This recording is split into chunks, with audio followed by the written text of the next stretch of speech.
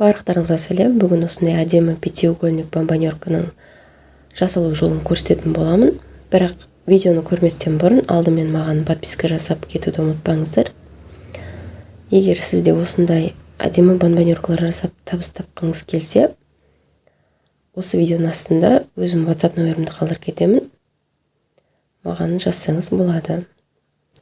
Ең бірінші маған керегі дайын шаблон. Сіздерге де егер осындай тойбастар жасап бизнес бастағыңыз келсе, дайын шаблондар каналы керек болады. Ол шаблонды аласыз да, жазуын жазып, просто распечаткаға жібересіз. И все, дальше видеодағыдай жасаймыз. Дайын шаблонды аламыз. Астында осындай екі сызық болады. Соны резакпен осылай кесіп аламын.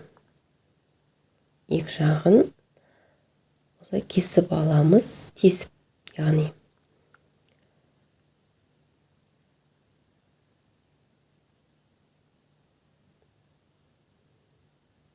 Міне осындай отверстие болу керек. Вот. Содан кейін бомбонерканың шет-шетін айналдыра қиып шығамыз. Осындай дайындап аламыз, қиып. Содан кейін сызық бойынша осылай бүктеп шығамыз. Мен бұл жерде 200 грамм односторонний глянцевый бумагамен жасадым. Но желательно 230 граммнан жоғары жасау керек екен. Бұл бомбонерканы именно 230 граммнан жоғары жасау керек екен. Жасалу жолы қиынырақтау. Обычный пирамида бомбонеркадан қиынырақ болады. Сол себепті жұмысы көп, яғни заказ алып жатсаңыздар, бағасын смело қымбат қоя берсеңіздер болады. Минимальный баға 250 болу керек қой. Мына жерде екі шетін жабыстырамыз. Мен осылай термоклеймен жабыстырам.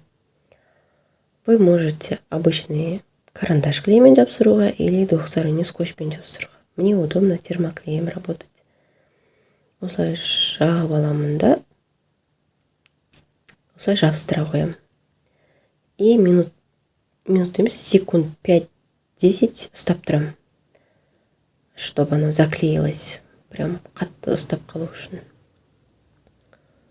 И все, бомбонерка дайын. Теперь үкісі қалды. Үкіні қалай салу керектігін көрсетемін. Так, оюларының бәрі әдемі болып шықты. Асты осылай жабылады.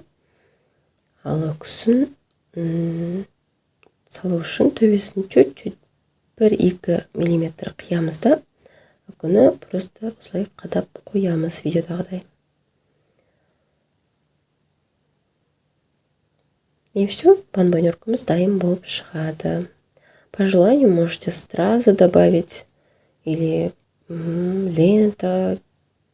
Ол өз фантазияларыңызға байланысты болады. Басқа да сұрақтарыңыз болса, менің бесплатный телеграм каналыма өтсеңіздер болады.